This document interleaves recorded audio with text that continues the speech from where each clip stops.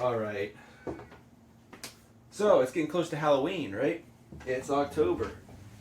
Weather's cooling down, and the neighbors all got their big Halloween decorations outside, their 12-foot high skeletons and their ghost sheets and their spider webs and their Draculas and their tombstones and their zombies, all decorated for the end of October.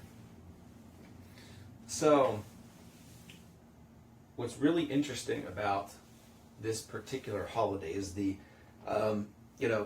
there's obviously a long, hundreds of years anthropologic story about Halloween and about all the symbols of Halloween and the ideas of haunted houses and ghost encounters, things like that. And I'm not going to try to be an expert on the anthropology of it because I'm not. But what we're going to do here is try to offer the possibility that maybe this whole thing has a little bit more mundane of an origin. And obviously, I'm not going to say that yes, this is it, this is what it is. But you can also go online and you can do some research about this subject to second source what I'm talking about. And what I'm referring to here is the possibility that all of the paranormal activity that we associate with the month of October is nothing more than a centuries-old case of carbon monoxide poisoning.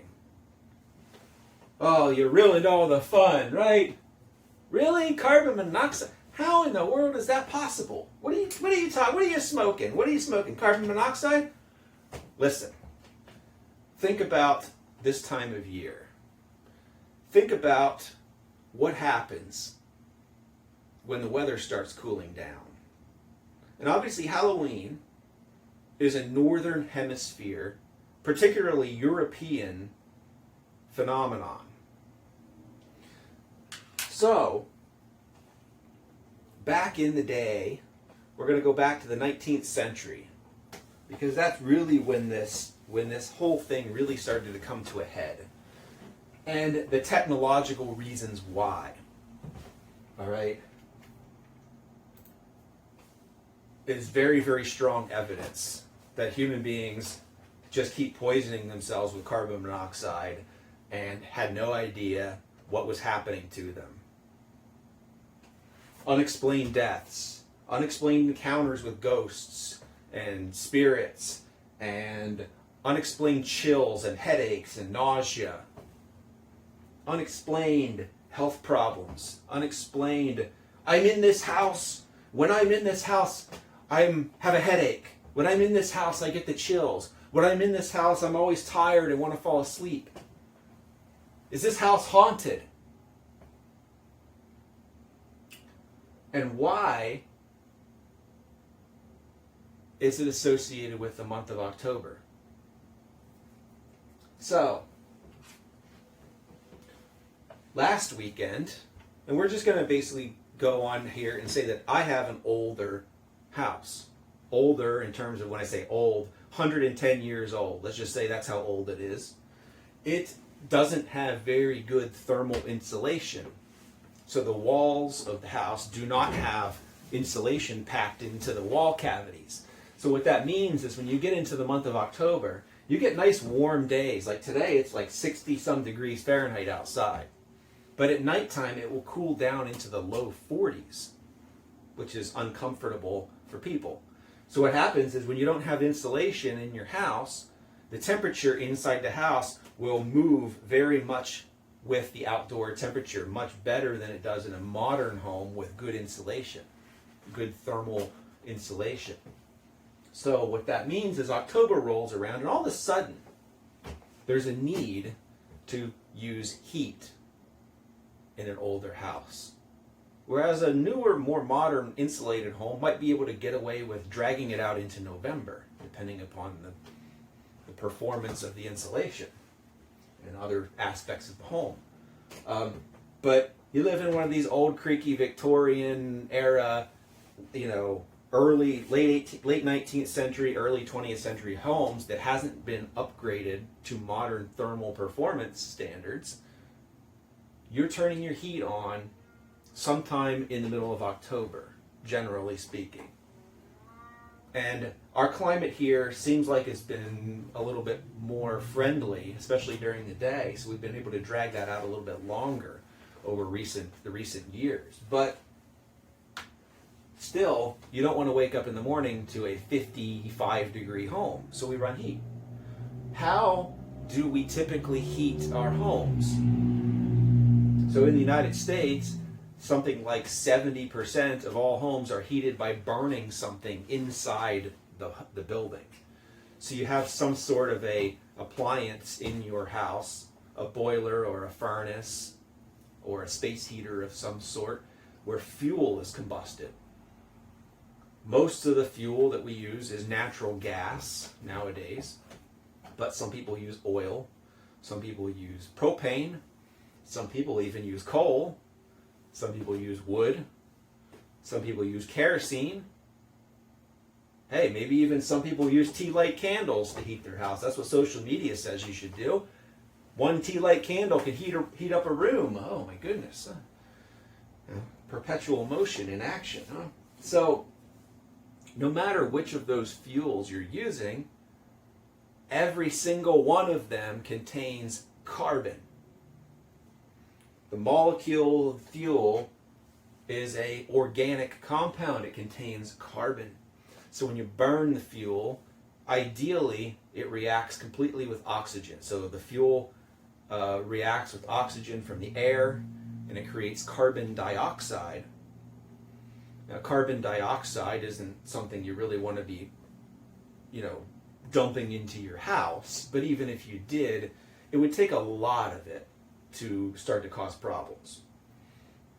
And, generally speaking, the concentrations are so high that it wouldn't be an issue. But the problem is we don't live in a perfect world, and anytime you burn fuel, there's going to be some carbon atoms that straggle along in that fuel that never quite make it all the way to carbon dioxide, and they end up turning into carbon monoxide. So carbon dioxide is a carbon atom with two oxygens attached to it, whereas carbon monoxide is just one carbon atom, one oxygen atom, mono being one. So it's incompletely burned carbon, but it's a gas, and it doesn't smell, and it doesn't have a taste, and it doesn't have you can't see it. The human body has absolutely no way of knowing that it's there. It might as well be like nitrogen. You have no way of knowing that it's present. So the problem, of course, is that it is also very significantly toxic. Carbon monoxide in a concentration of a few hundred parts per million is a very serious health risk. Exposure to carbon monoxide in those concentrations can lead to death within hours. And the problem, however, is it's not guaranteed to be deadly.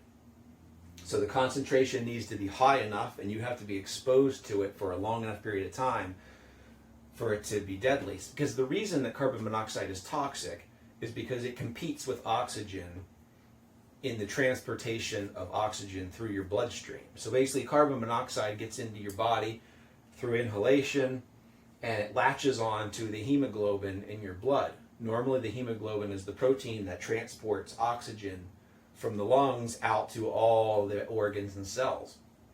Carbon monoxide binds to the hemoglobin stronger than oxygen, and it doesn't want to let go.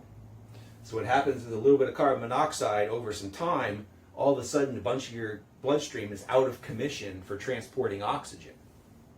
So then what happens is the brain is the first thing to suffer because it uses 40% of all the oxygen that you breathe in.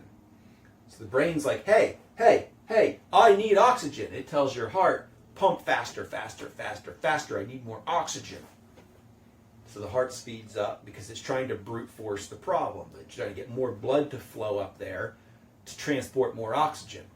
The problem is the carbon monoxide has basically reduced the capacity for the blood to carry oxygen. Eventually, with enough carbon monoxide, enough hemoglobin is out of commission that you basically asphyxiate through lack of oxygen. That's how carbon monoxide causes death and other health problems. So, the symptoms of carbon monoxide poisoning from the Mayo Clinic basically include headache, weakness, dizziness, nausea and vomiting, shortness of breath, confusion, blurred vision, drowsiness, loss of muscle control, and loss of consciousness. These are all things that are also associated with paranormal activity. Chills, sweating, perspiration, cold spots in a room. Why would somebody feel cold if they have carbon monoxide poisoning? Well, your body is like, your brain says, I need oxygen. So what your body does is it reduces the amount of blood flow to your hands and feet, because it says my brain is more important than my hands and feet right now. So we're going to conserve as much oxygen as we can for the brain, so the blood flow to these other things slows down and you get cold. You don't have as much metabolism going on out there when you don't have oxygen, because oxygen is what makes the fuel burn, is what makes your body heat. Likewise, it's what makes the fuel burn in your furnace in the basement that's leaking carbon monoxide into the house.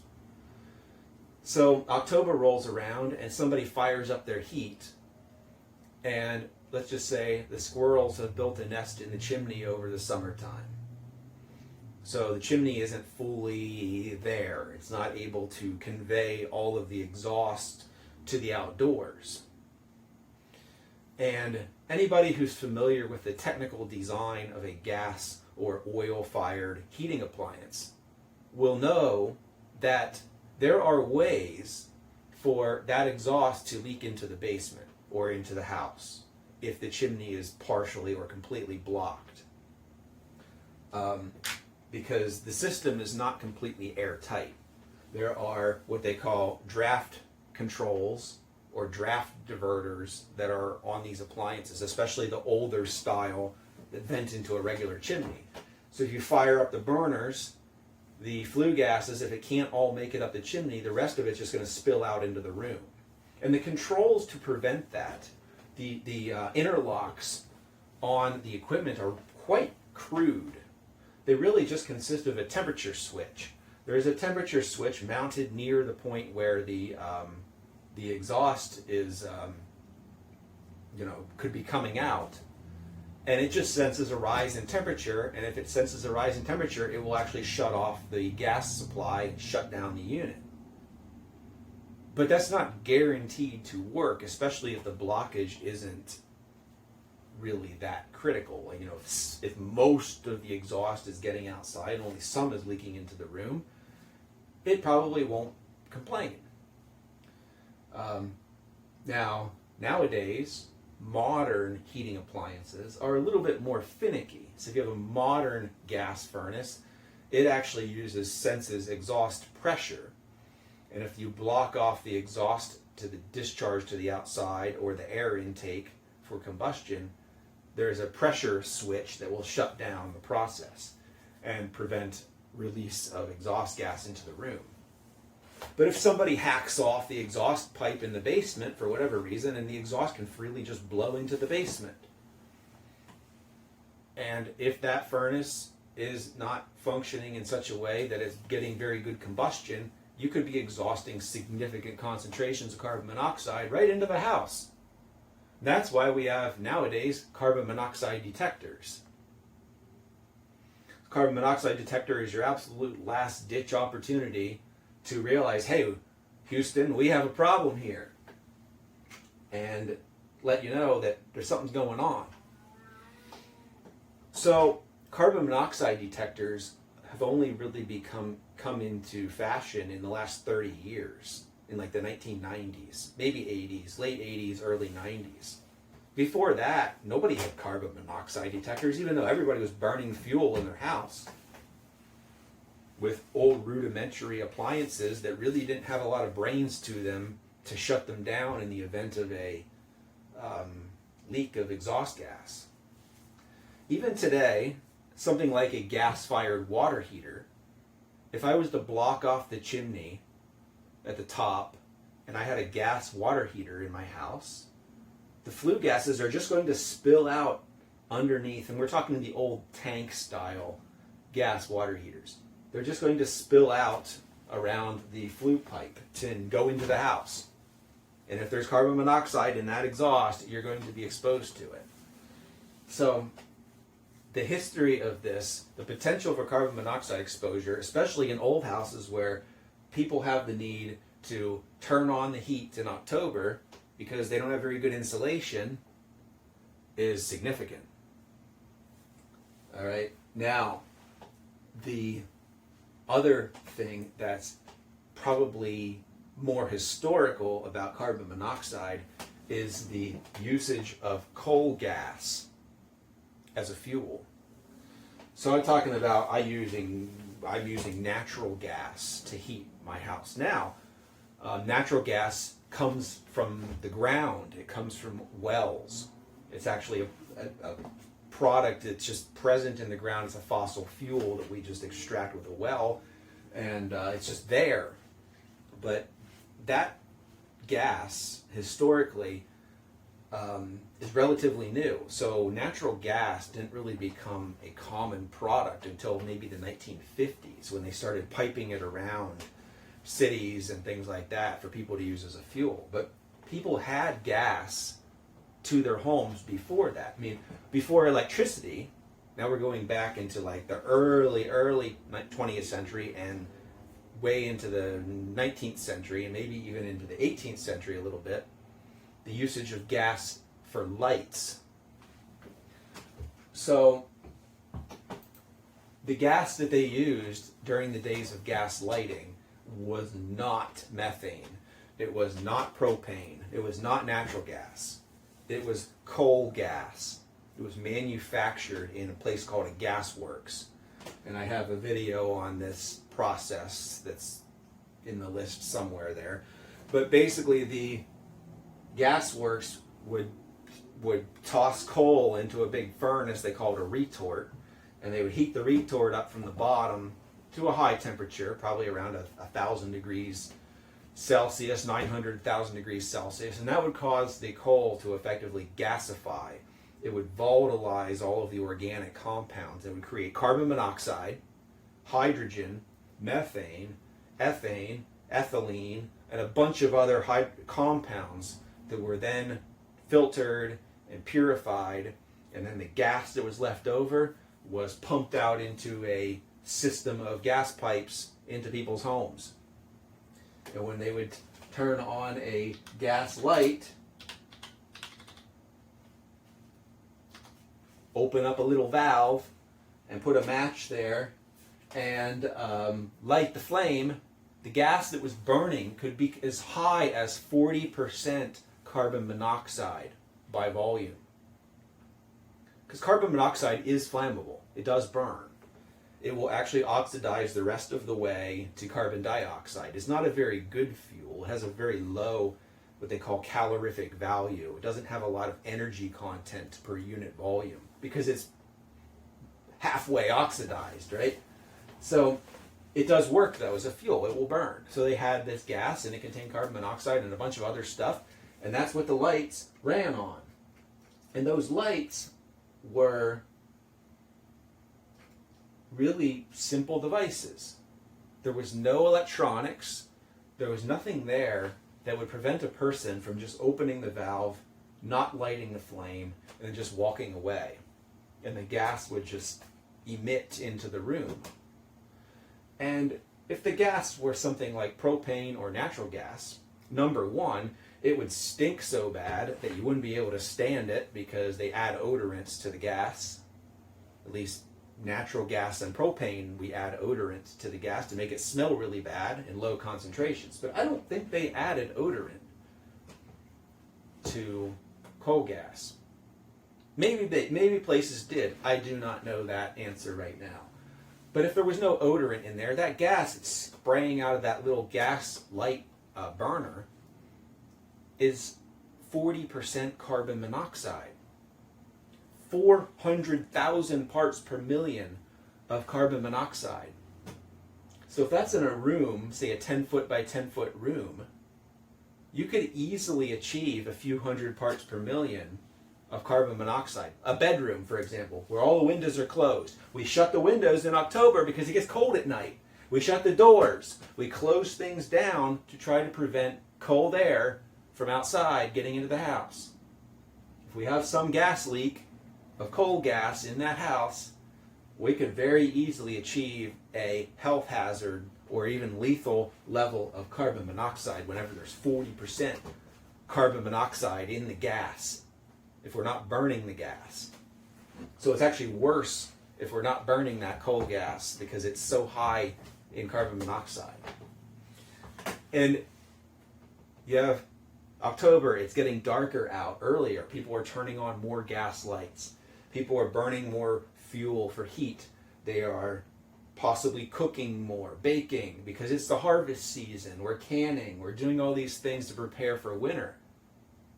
There's just so much more fire and gas and fuels being used inside of a home starting this time of year, providing all of the potential for the exposure to carbon monoxide, which would then possibly persist all through the winter into the next spring, when suddenly it's not a problem anymore because we're not using as much gas light, we're not using heat, we're not cooking as much in the house, the windows are open, there's more ventilation,